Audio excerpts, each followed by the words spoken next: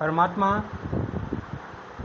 अनंत कोटि ब्रह्मांड बनाकर निर्भय है और तुम छोटे से पहाड़ पर चढ़कर भयभीत होते हो, छोटा सा समुद्र को देखकर डर जाते हो,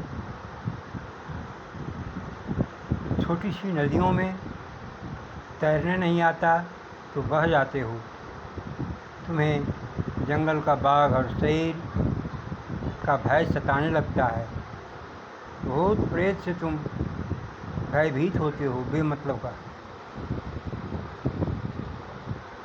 तुम देख देख पर भयभीत होते रहते हो, तुम्हें भूख सताती है, काम वासनाएं सताने लग जाती है,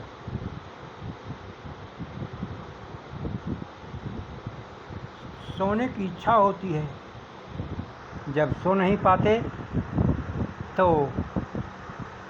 मन व्यग्र हो जाता है, व्याकुल हो जाता है सोने के लिए, बिना सोए मन और मस्तिष्क काम नहीं करता है। परमात्मा इन सब चीज़ों से ऊपर है।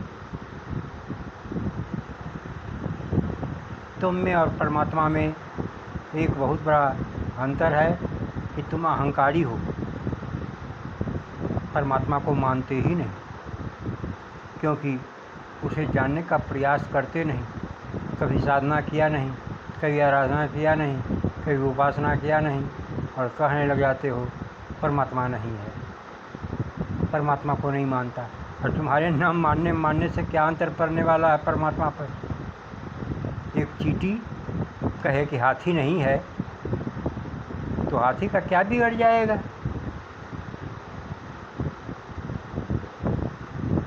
तुम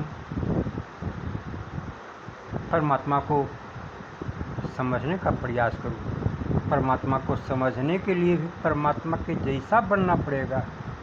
पिता से दोस्ती तुमको तभी होगी जब पिता की आज्ञा को मानोगे, पिता के स्वभाव के अनुसार चलोगे, अपना स्वभाव बनाओगे और पिता के स्वभाव के विपरीत काम करोगे, पिता की आज्ञा की अवहेलना करोगे तो पिता तुम्हें अपने पास फटकने नहीं देगा, कड़ी नज़रों से देखेगा, डांटता रहेगा, डपटता रहेगा, गुस्साया हुआ रहेगा और तुम पिता के पास से भागते रहोगे और अनुशासनहीन पुत्र की तरह कहते रहोगे मैं पिता को नहीं मानता।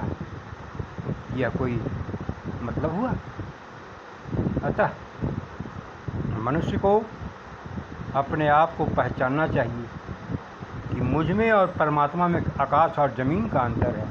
मैं डरपोक, मैं कायर, मैं धोखेबाज, मैं मतलब ईर्ष्या द्वेष बैर भाव में रहने वाला, अहंकार पूर्वक जीवन जीने वाला, तनाव में आकर अपने आप को रोग ग्रसित कर लेने वाला, और परमात्मा इन सब चीज़ों से ऊपर है।